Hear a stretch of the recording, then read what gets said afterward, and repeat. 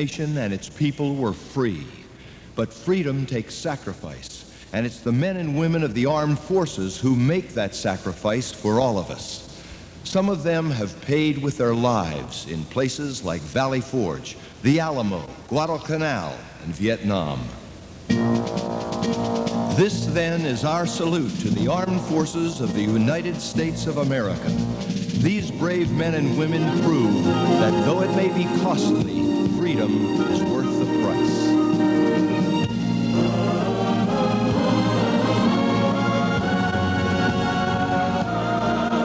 From the halls of Montezuma to the shores of Tripoli, we fight our country's battles in the air, on land and sea. First to fight for right and freedom, and to keep our honor free. We are proud to claim the title of United States Marine.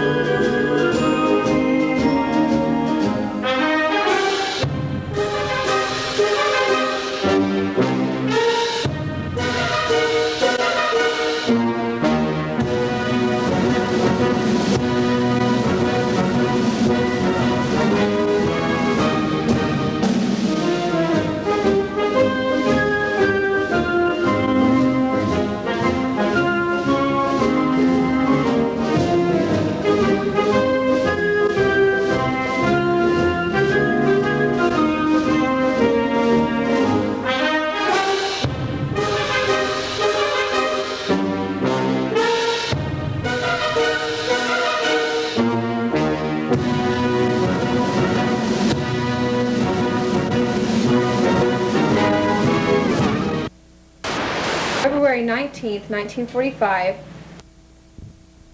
of the Fifth Fleet arrived. The Japanese garrison erupted from underground shelters and hidden caves. The Marines were immediately pinned down on the beaches. The Japanese waited for the Marines to get ashore and then open up. By evening of February 19th, 30,000 Marines had landed. More than 3,000 died. It took 3 full days of fighting to gain control of Mount Suribachi on February 23rd. The Stars and Stripes were raised. The 4th and 5th Marine Divisions were fighting to gain control of the 2 northernmost airfields, and on February 25th, the 3rd Division was brought in. By March 9th, the 3rd Division reached the northeast shore. The Japanese were finally isolated at Katano Point. March 26th, a final suicidal attack was launched on Iwo Jima, and the U.S. took control. U.S. casualties totaled 6,812 killed and 19,189 wounded. That was 30% of the landing force. It was one of the most brutal operations of the war. It is our privilege to interview Max Loveless, who was a U.S. Marine rifleman in the 5th Division in the campaign at Iwo Jima. Mr. Loveless is a longtime resident of Antelope, Kansas, and a taxpayer in the Center Unified School District.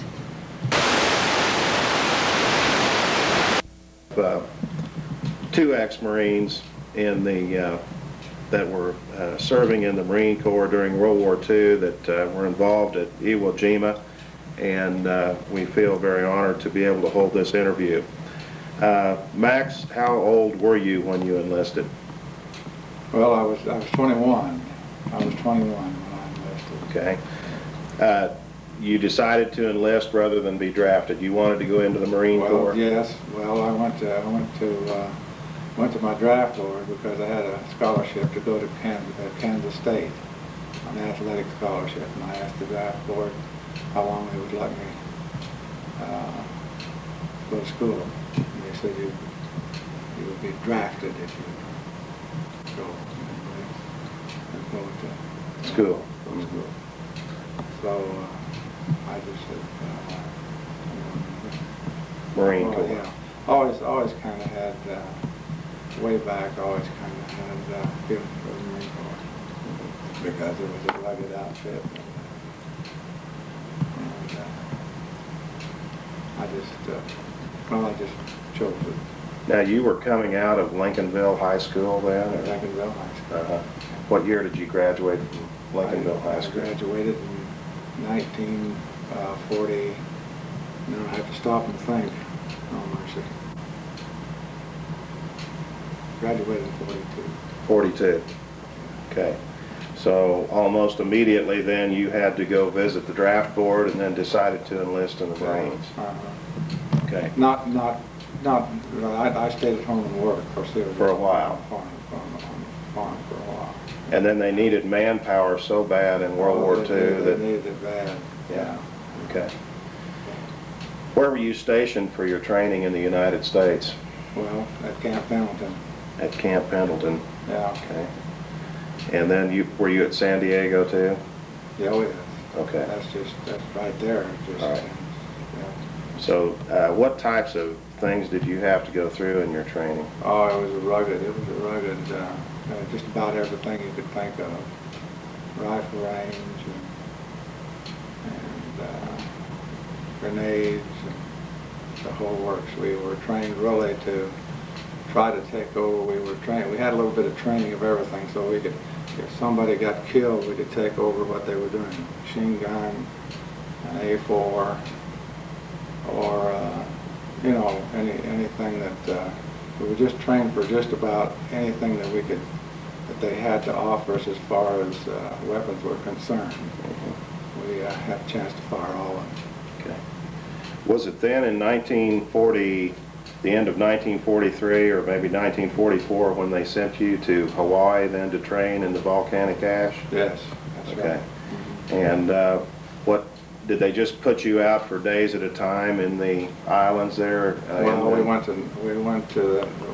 the Big Island, at the Oahu, and we took over we took over the Parker Ranch. They took over the Parker Ranch, which was a huge cattle operation. Okay. By the Parker family, and that's where we trained in that rugged volcano ground and terrain. Did you find that the terrain there was probably pretty similar then to Iwo Jima? Yes, I should say so. Okay. Yeah. We couldn't figure out why we went to Hawaii, but then when we hit the island, then we knew why. Yeah. Were you you went from San Diego to Oahu or in Hawaii, and you were there from that point in time until you went to Iwo Jima? That's right. That's correct. Okay. Training. So Well, I had a little. They sent a group of us to Mare Island, California, while they were forming the 5th Marine Division. We didn't know that they was forming it, but they sent us there. We didn't know why. And then we had guard duty there at the Naval Ammunition Depot. And then we were sent clear on back again when they started forming it. okay. And then at that point, you went over on a vessel to Iwo Jima. Now, was Iwo Jima the only campaign that you served in as far as the campaign. Okay. Do you feel like the U.S. Marine Corps was, like preparing troops for each island operation, and you happened to be being prepared for Iwo Jima? Or? That's correct, yes. Okay. Yeah. Because if you trained in volcanic ash and this type of thing, you were probably getting trained. That's the reason we did it. Yeah, that's the reason you did it. Okay, what type of vessel did you go over on, and then how did you land and this type of thing? Well, it was a troop ship first, and then we formed, when we left Hawaii, then we got that when we went aboard an LST. Okay, now on a troop ship, like how many people would be aboard a troop ship? Do you have any idea? I haven't got any idea. That was 10,000 or? Well, I don't even want to say because I don't know. Okay. I don't want to say. Very large number of people aboard. Oh, there was a tremendous amount of people. Now, were they all from the 5th Division? Not necessarily. Not necessarily. No. Now, were we talking primarily about the 3rd, 4th, and 5th Divisions of the Marines? That's right. Okay. Right. And just a tremendous undertaking. Okay, now what exactly was an LST? Well, it's a landing craft tank, and we trained in amphibious tractors, and I was in the assault. That was to be the assault. We was the first one to show it. And I had a rolling barrage of 16-inch shells going right over our heads all the time as we was moving in. Did those vessels, like the front end of them, come down or anything to? No, they had to, when they come ashore and hit the sand or hit the volcano ash, then we turned sideways and we went on the water side to keep you away from the fire. Mm. And, yeah. Okay. All right. What were the feelings that you had right before the landing on February 19th? Oh, it's hard to describe. Hard to describe. Did you feel like the men were really pulling together? And oh yes, very we trained together. We trained together. We just could almost, well, not really read each other's minds, but we had trained so hard and so much, spent so much time together. We were just like a family. Mm-hmm. Is it kind of like an athetic team? More or less, yeah. Yeah, or even more so, Yeah, because you're just there all the time with them. Yeah, but you're there's a camaraderie.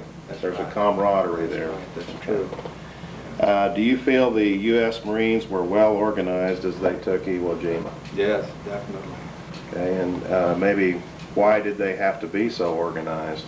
Well, why did they have to be? I mean, the Japanese were pretty tough fighters, is that right?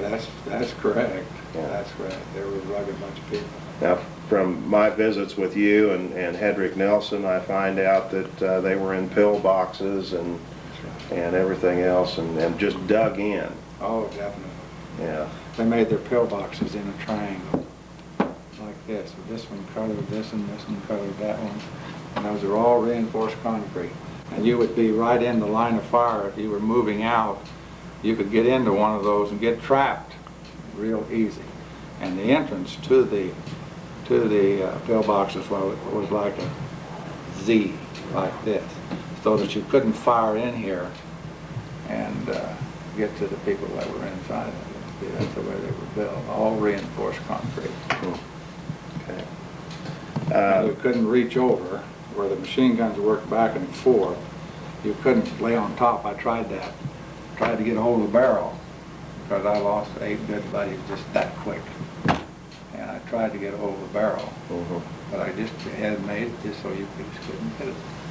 You couldn't reach it. And they probably spent a couple years digging into that island. It was years and years and years of building it and fortifying it. Now, did you guys find out that when you almost thought you had them beat, that more of them would be coming out of these tunnels? That's right, that's right. It was just like a bunch of rats. It was just all, the whole island was just honeycombed. And that's just the way to put it.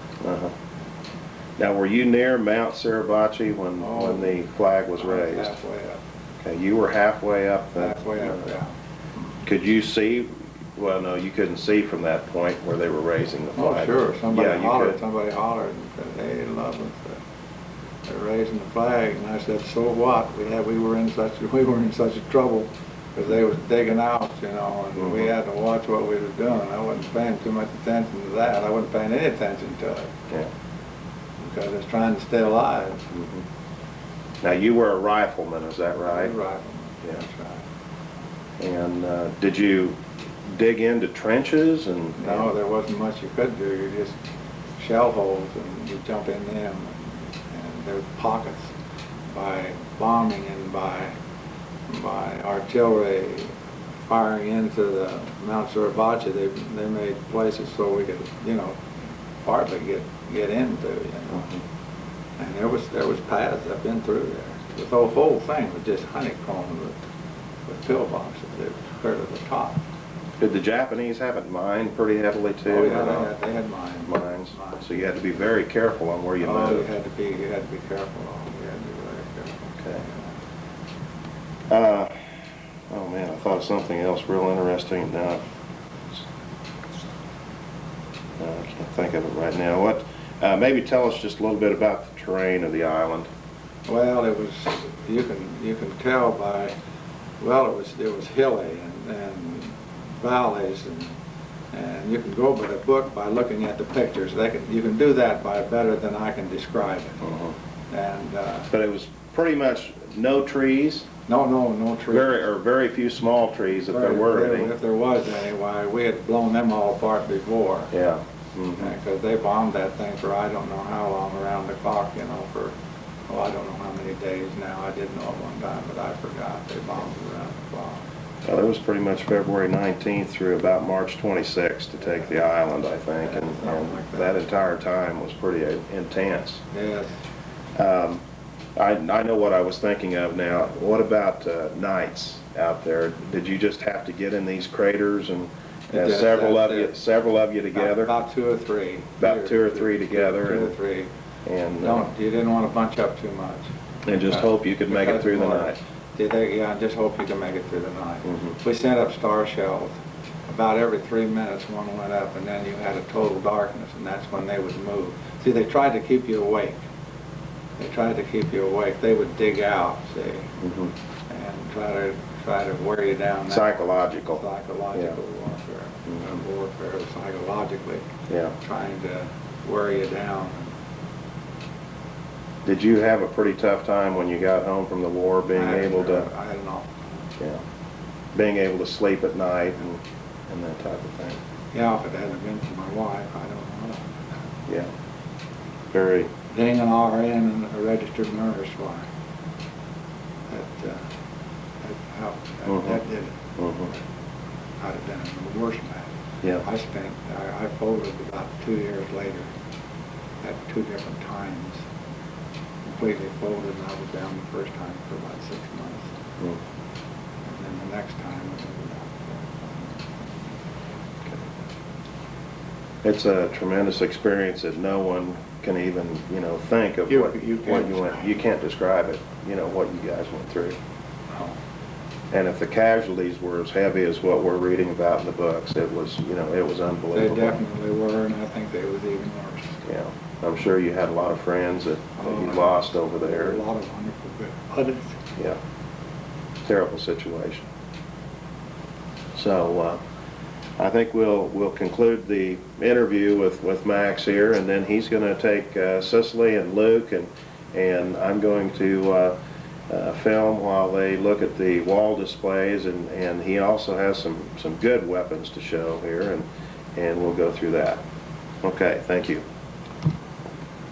All right, this is a sniper's rifle, and I picked it up off of a dead Japanese I was going by because mine jammed. That volcano ash, if you didn't see, our weapons were precision made. These aren't. And there's a lot of room in this bolt.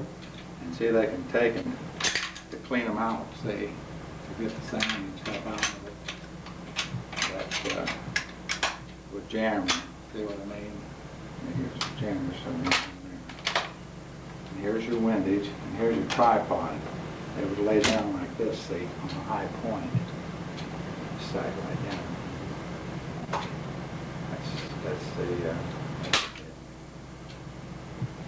and this is, like I said, a 31 caliber. Our M1s and our weapons were 30 caliber, which the shells would not interchange. And this is a Japanese samurai sword. This came off, this is a major. That's his insignia. This is dried shark skin right here. And this sword is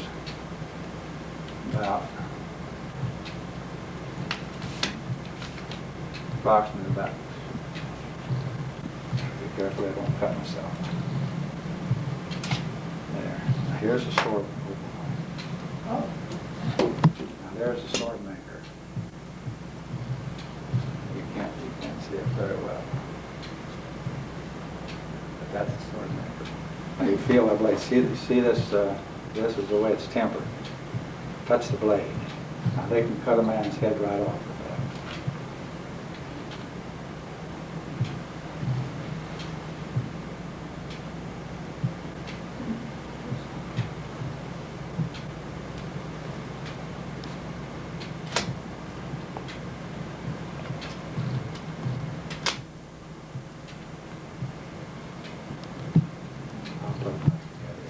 Now this is the bayonet that goes on the rifle.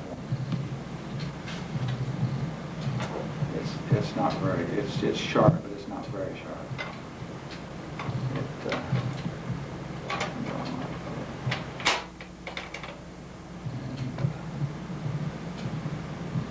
That's about all there is to that. There's a scabbard for it. I carry these on a belt.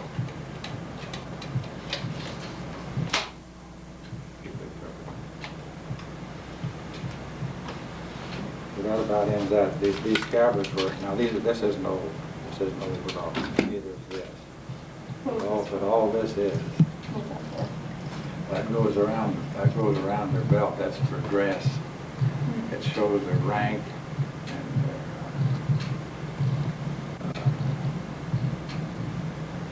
their, it's for dress really, just for dress. That covers about that. But that takes care of that. Okay. The Japanese Imperial Marines. Here, let me turn around here like this. Imperial Marines. And they took an oath that they would die before they would surrender. They carry this, and that's what they tell you. And this was in his helmet. I took it out. So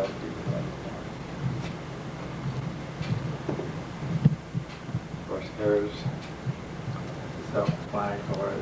236 platoon, U.S. Marine Corps. That's San Diego. That's when we graduated. Then we went out and Where are you at? joined different outfits. Where are you at in that picture? Back up in here someplace. Here I am right there. There you are. And this is, we were in Hawaii when this was taken. Those three are dead. They got killed. Belly. And Edie. And myself standing.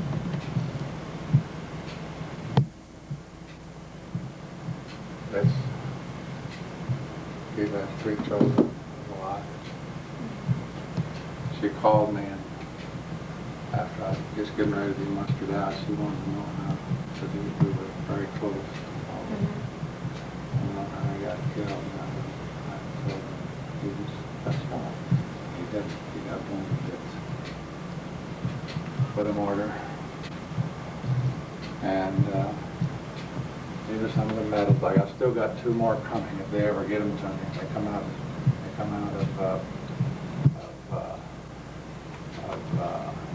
oh darn it. What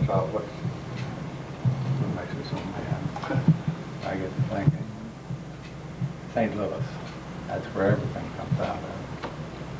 There, can you see?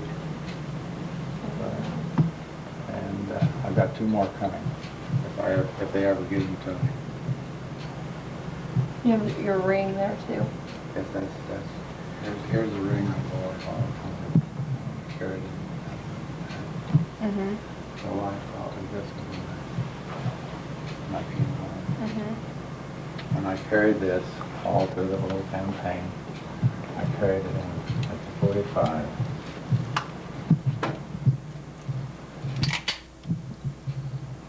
I don't know how many barrels I had, or not barrels, but how many, well, yes, barrels. I just wore them out.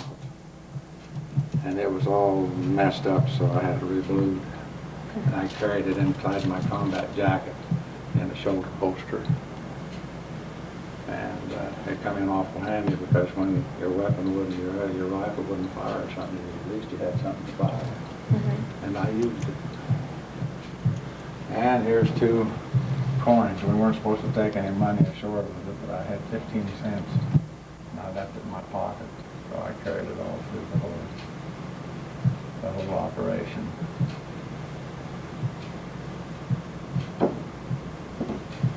I've got it fixed, so I took the firing pin out so that there wouldn't be any accidents with any of the kids or anything, so This they is- couldn't fire it. Just a few more pictures of you. Yeah, this is a few more. This was taken. This is the same there. pictures.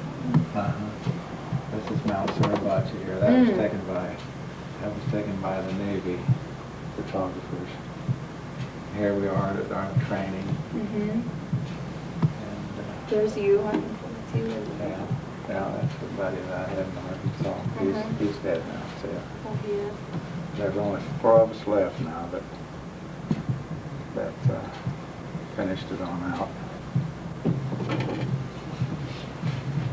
If we can get under the light here, I'll show you. I finished it on out. PFC Elward. And there's Corrado Piscini. He lives in Chicago. And of course there's myself. And there's let's see. There's R.B. Miller. He's 4. before us. They're still alive. You ever keep in touch with them? Oh yes. Of course.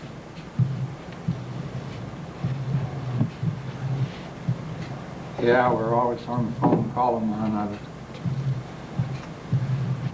And well, I don't know what else to show you. Just, What was this one for?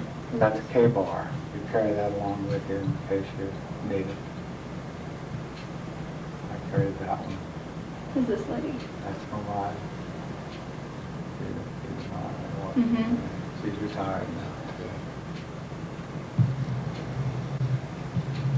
And there's Father Bradley. He was here, our we were Catholic. Catholic father. He was the only one that come up on the line and come up every day that he could get there, and he finally got shot. But he survived. He survived. Yeah, the Protestants wouldn't come up. Protestant ministers wouldn't come up. But he did. He come up to take care of us. Cheer us on.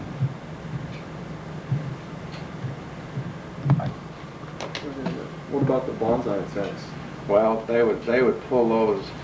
They would pull those that they pulled them in the daytime too, but not near like they did at night. They wanted to keep you awake, like I said, and so that you couldn't get any sleep, couldn't get any rest. And they would come over in waves, and then that's just like shooting fish in the ring barrel. They'd come right at you. Yeah, come right at you. In the Hutchinson newspaper, they had an article on Iwo Jima, and they featured Mr. Loveless in that article, and I'm zooming in on that right now. He was showing his display board to the individual that came out and interviewed him, and it has been a little over 50 years now since the Battle of Iwo Jima, and since we went in on Iwo Jima, and Max Loveless came through that in flying colors, and is truly a hero to a lot of people. Thank you. Okay, this is a Buddha. that I took out of a shrine that was bombed.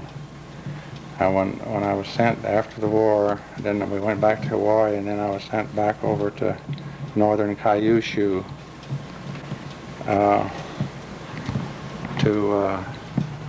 for what they call duty to take, to work out my time. That's all it really amounted to. Occupation is what it was, if you want to get the right name. And I was assigned to, there was 8 of us assigned to Commander Mossman, and our duties were to go to from one end of the island to the other to the Kinjo buildings. That would be like our courthouses. And we were to go in and as quick as we could get there, and not let them know we were going, and get a hold of all the information that we could. They had stuff buried all over everything, all over northern Kyushu, munitions and weapons and everything. And then after we got done with that, then we were assigned, we told them that the way it was drawn up, the peace treaty was drawn up, that we wouldn't bother any of their, mess around with any of their shrines or anything like that. Well, we were guarding this thing. There was 3 of us, and this was laying down. It had been blown off of the altar, and it was in just like it is right now. And so I reached down and picked it up, and see, he's even got a samurai sword in his. See the detail? That's all done by hand. And each one of us had an interpreter. I had a Japanese interpreter. His name was Kuki. That's what I called him. I couldn't pronounce his name if he wanted me to, but life depended on it. About that long. But anyway, he was very upset that I had that. I got that. But I was very upset where I was at, why I was there. I was upset too. So there was 2 of us that was upset. But anyway, You were able to bring that back then? I was able to bring it back. Well, that's great. Yeah. That's closed up. They kept them closed all the time before they worshipped them. But your interpreter was pretty upset that you had it then, huh? I guess he was upset. Yeah. He was really upset. Mm-hmm. See, this is all hammered out in my hand.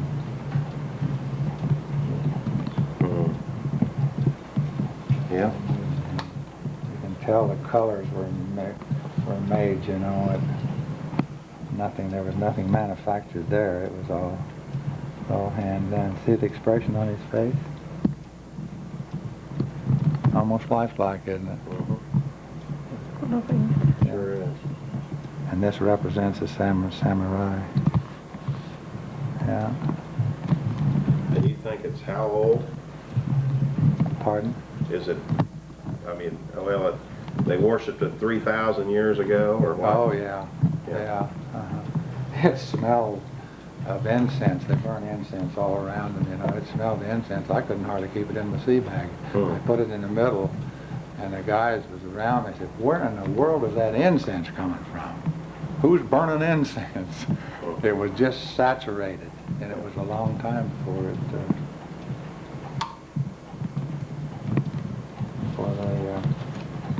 finally just evaporated. So I keep it up here.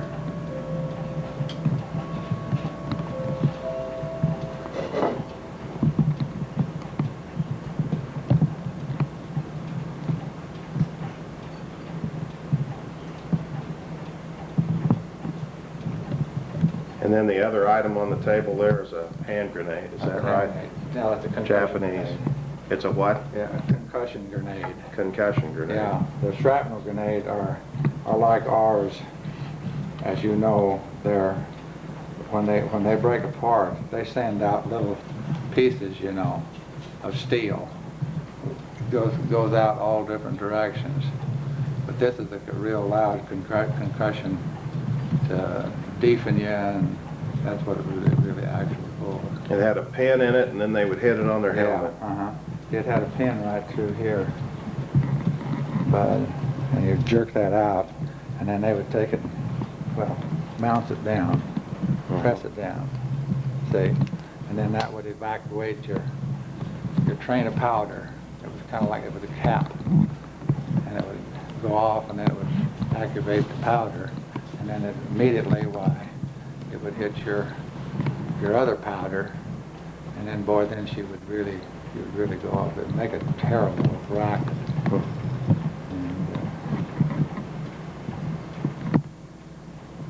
Sorry, I love it in the movie.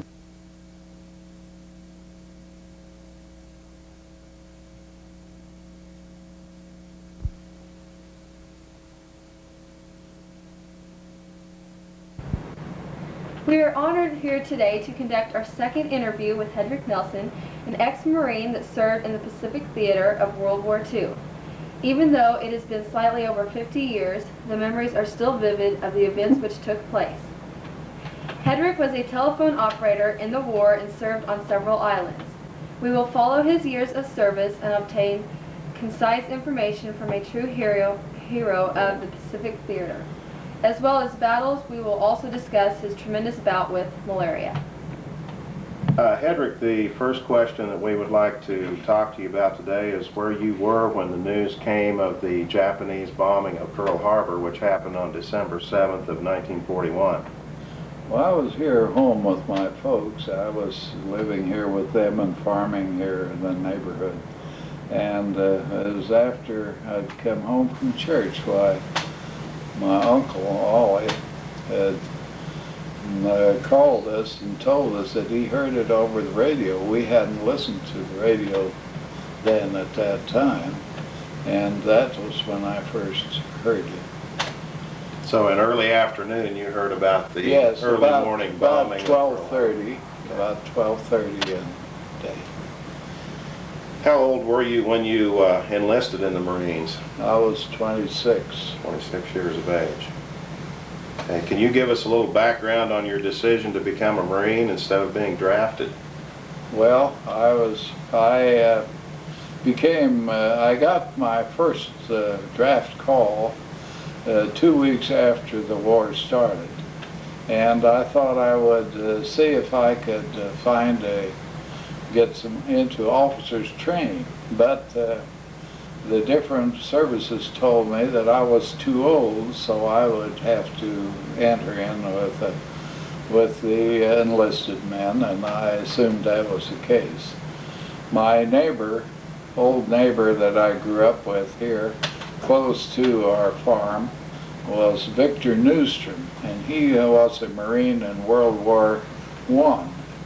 And I used to visit with him about the Marine Corps and different things, and I always admired his fancy dress uniform and things like that. And I don't know whether I was vain or what, but I thought maybe I'd be a Marine. So I enlisted eventually, and it took a while, but they called me. Was his dress uniform in World War I similar to yours? It was somewhat similar, yes. It wasn't as much white on it as it was more red or scarlet, if you want to call it. Was it made out of a heavier material in World War I, or do you remember? It was a winter dress uniform. Also, where did your training take place, and what types of training did you go through? Well, I went to the boot camp at San Diego. We left, I enlisted in Kansas City, and I went there and came there the next day. And we went to the recruit depot there at San Diego.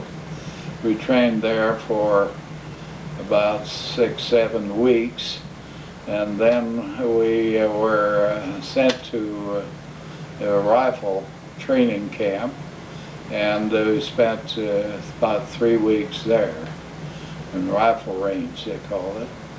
And after that we were sent to different units, and they gave us tests, and they told me I could go to another school. So I inquired, and they said, well, they had a communication system that needed people, and I was stupid enough to think, well, if they need me, maybe I should try that. Since I'd volunteered, well, I could volunteer for that too. So I went, and first thing I got into was radio school. Well, I had no intention of going to radio school, but I was there, so that's it. And I trained a little bit there, and we went to class, I think, about 7-8 weeks there. And after that, well, I was sent out to the 10th Marines, which was a artillery unit that was at Camp Elliott, California, just out of San Diego. And so I was there until in the middle of the summer, why they said we were going to make up a new unit. So they divided us in two, and I happened to get the one that stayed on, and the others went overseas. So I missed going overseas with the 2nd Division and stayed to go with the 3rd. Did they ever give you an inkling that being a radio operator would be a very dangerous job, or did you kind of have that thought already? Yes, they told us the percentage of casualties, and it didn't sound good. Right. It wasn't reassuring. Say that. Because Japanese would want to knock those people out first. Yes, they did. They tried to sometimes, but actually I didn't really notice it any more than the percentages they told us. I don't think it really was that bad, but it sounded pretty rough. Yeah. Can you name the kind of the islands and tell us a little bit about the islands that you served on?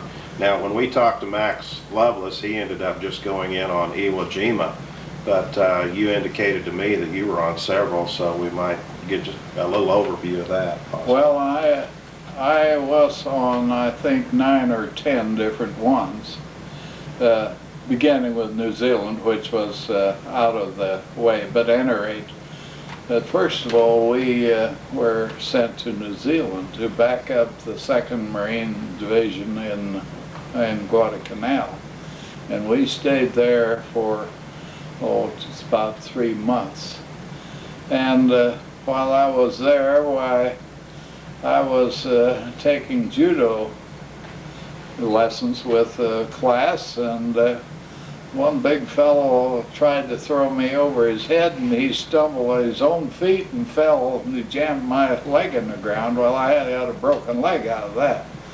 So I went to the civilian hospital first, and then the Navy hospital, and I was a month or 2 late, but I was about ready to walk without crutch, and so that I was transferred to another group, and that night they woke us up at 12 and said, you've got to guard some prisoners we've got there. And we were hurried up and put on board ship because the New Zealanders wouldn't allow the Japanese prisoners on land. So we went to New Caledonia, which was about the closest.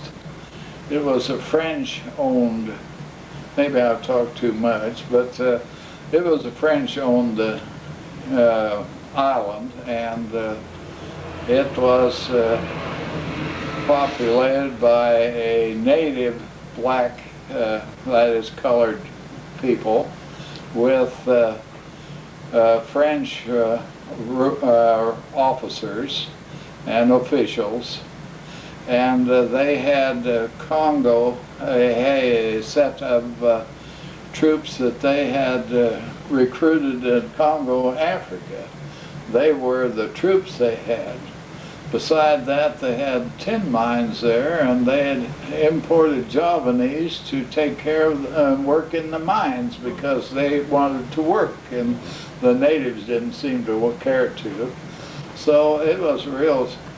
So you were on guard melting duty pot, there. yeah. Yes, I was supposed to guard the prisoners. Well, the first problem with the prisoners was that there were a number of people who were taken out of the penitentiaries here and given the opportunity to enlist. Well, they enlisted real fast, see, to get out of serving time in the pens. Well, first thing they knew, they were on board ship and they were sent out here. And they hadn't figured on that. They thought they would be free to get away and be civilians again. Well, those people, they were pretty hard to guard. They were a pretty rough outfit. They were criminals.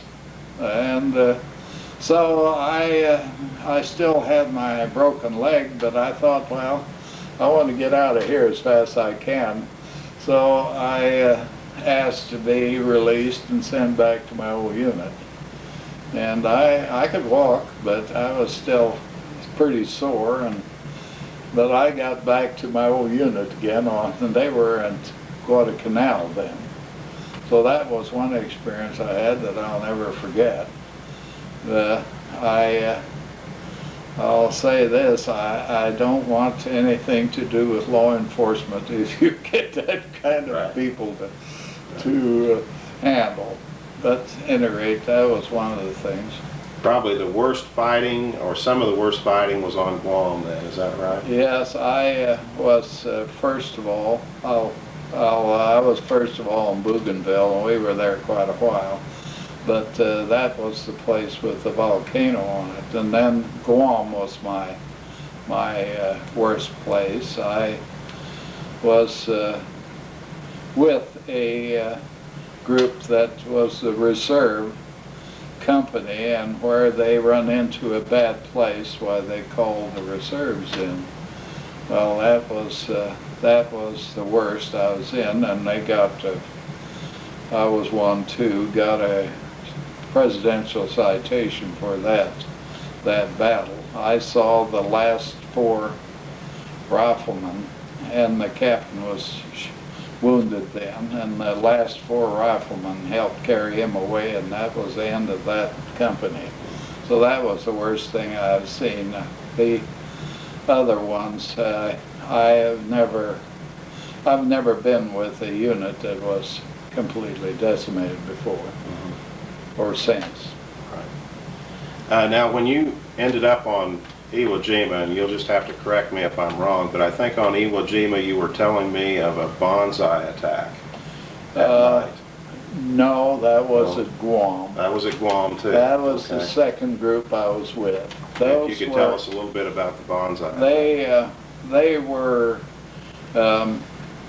the Japanese Royal Marines, and they were chosen for size and the ferocity, I guess. They came from the northernmost island of Japan, and they were large. I looked at them after I saw them the day after their attack, and I'd say that they were the biggest men I'd ever seen in one unit, that is heaviest built. But we were just about to go down to the capital city, and at nightfall, nightfall is about 6 o'clock in the tropics, and we stopped there, and it was on a cliff with a small path or a small road running up through there. And we had our rifle company had 2 machine guns that they were carrying, and they set them either side of the path and back in the shrub brush a little bit. And during the night, while we were attacked by this remnant of the imperial troops there, the Royal Marines, theirs. And they had decided that the cause was gone, so they were going to make one long night of it. They were going to attack us, and they must have drank the last of their sake, and then they decided to go up that trail. Well, they came on hollering and yelling at night with 2 machine guns spotted right on their trail, and they run up there to the last one into that fire without stopping. And that was the most stupid attack you could think of at that time. But they just one right after another. They just kept charging up that steep bluff there, and they just keep on. And I counted. We counted, and I was counting too. I think there were some over 80 of them left. They were lying there. Every one of them was massacred. But they do that. They give their life for the emperor, and I think the sake helped. Now, what is sake? A form of? It's their rice liquor. Rice liquor. Yes, I think that's what it is. I never saw any of it really. I've seen the bottles, but I've never seen it otherwise. You also mentioned to me about coastal watchers. Could you? Yeah. Did they help out quite a bit? Yes, the Coast Watcher was the one I knew the most or saw the most. Was an Australian. He had been in charge of some of the coconut plantations on the Solomons, and he had been there with the natives for years and years. He could speak to them, and he had assembled a small group of guerrilla fighters that he had with him, and they were of different tribes. They looked a bit different, and their weapons it could be anything. Some of them were Enfields, and some were Americans, and they all carried a rifle, except he carried a pistol at his hip when he would go through the islands there on spy missions and intelligence work, and telling us where they were located, and he could seem to go with those blacks through the woods there, and nobody'd ever know they were there, but they did a lot of intelligence work for us. It was really interesting. And he never even carried a canteen, and we were scared to death to drink that water there out of the streams or anything like that. It would have killed us, but it didn't seem to bother him. And the natives either. But they kind of spotted where the Japanese were. And it's not only that, but they'd pick him up at certain times with a submarine, and at night, and he went from island to island. He saved our lives because we were on board ship going to New Ireland, and the city was Kavieng. It was a city of about 5,000 to 10,000, something like that. And we were loaded up and ready to go, and they got a hold of him, and he sent word to us, our intelligence, that they had moved 5 more divisions into the island, and we were going to try to hit them with one. And this would have been suicide. Well, we were saved that time. But they left a new airport just made out on another island, and we occupied that. What about what about the tunnels? How they tunneled in their pillboxes and Ewell? Yeah. Well, I don't know a great deal about them. They had worked there for years making those tunnels, and how they could chip away at those rocks, I don't know. But they had really made some fancy things, like it's been said that they were all adjoining, so they could go from one to the other. if they were caught or something would happen in one, why they could escape to another, in another direction. I don't know much about it. I saw more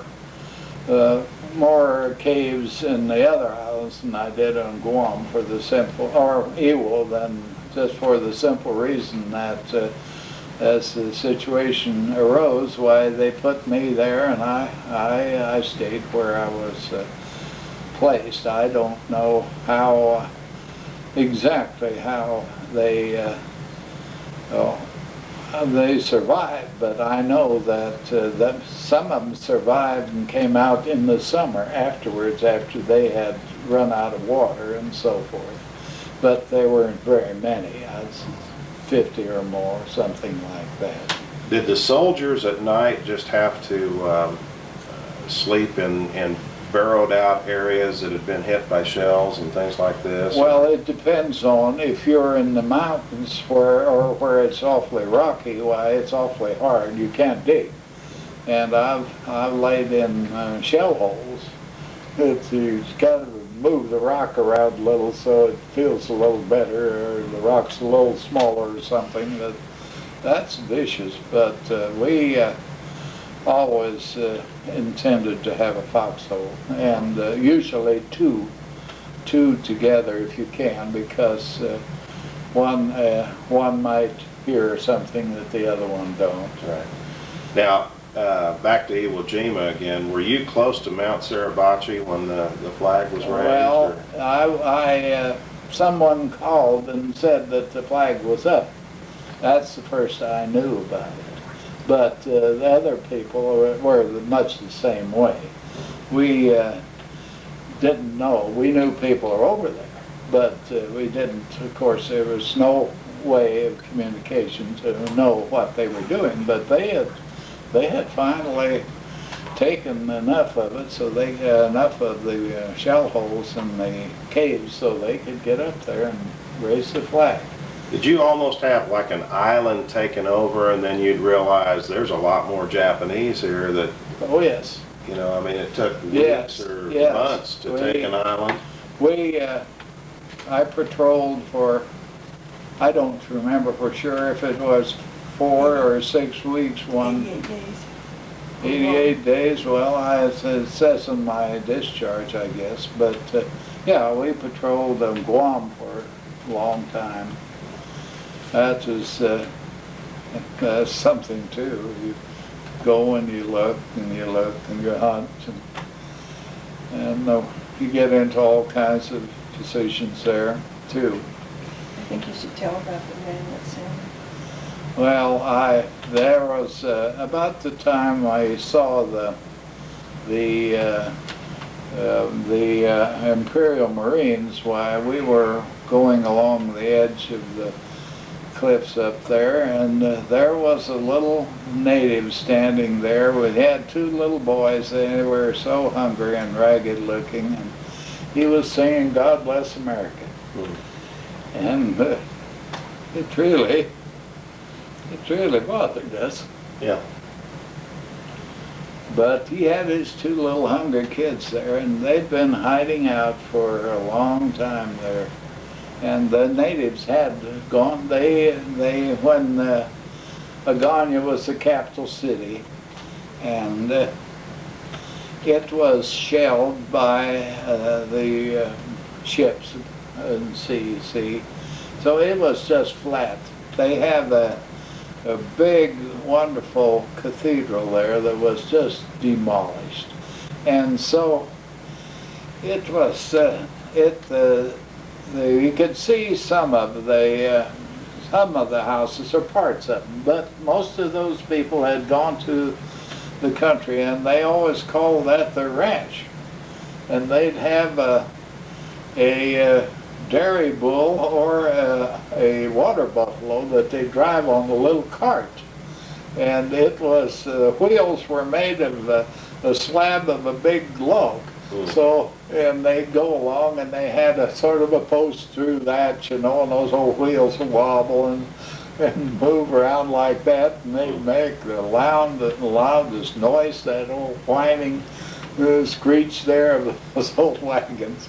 Well, they'd be going along the country there early in the mornings, going out to find something to eat in their farms, they called them, or their ranches. It was funny, but there were a lot of them that survived. They really did. They left the city whenever it started to be shelled. So it was quite a large city. Now, you had another real complication, and that was the fact that you contacted malaria, and you had taken some drugs for that. Could you tell us just a little bit about that? Well, the Solomon Islands were especially bad for malaria, and so the other two Marine divisions were incapacitated, was what really happened. They came to the point, well, they would held Guadalcanal, but they were to the point where they were so many of them sick that they were almost out of workers, you know, to take care of the sick and get along. So they moved them back, and we got in there, and by that time we had a drug, and we took that drug. It's Adabrin, and it's a little greenish yellow pill, and it turns your skin that color too, to a certain extent, to any rate. It turns your eyes peculiar shade of white, now I'll say that. Well, at any rate... Is that because it affects your liver or something? Or, well, this drug was that color, and I don't know... at any rate, it sure did, and I can't tell you that, but at any rate, we took that. Well, when we went to Iwo Jima, then it was way up north, see, that's even with Japan, and which is quite a distance from where we'd been in the malaria zone. And so they quit giving us that. Well, for the ones that were left, that had been back in the Solomons, we got the malaria. So then we were carrying the malaria germs and had bits of it before, but it was holding it back. But when we got off of the drug, then we caught it. And that's what happened to me. And that's a real high fever, and... Yes, it's... well, there's quite a bit in the southern states yet, I guess, down around the Mississippi River. But at any rate, it's And you lost it. Did you lose a tremendous amount of weight? well, I weighed 150 pounds when I come back, I think. That's pretty light for me. I've never been that way since I was a small boy in grade school, I guess. And you were telling me that malaria really never does get out of your system, No, then you can have that's recurrences? Right, that's right. I've had one since we come back to Hedrick this time. But just one, I think. Just one, yeah. At any rate, it's, you get the shakes. I mean, it just, you couldn't drink water. You couldn't drink water out of a glass, and you have a hard time to stand up, and it's pretty debilitating. It's a high fever. What's your opinion about Harry Truman and his decision to drop the atomic bomb on Hiroshima? Oh,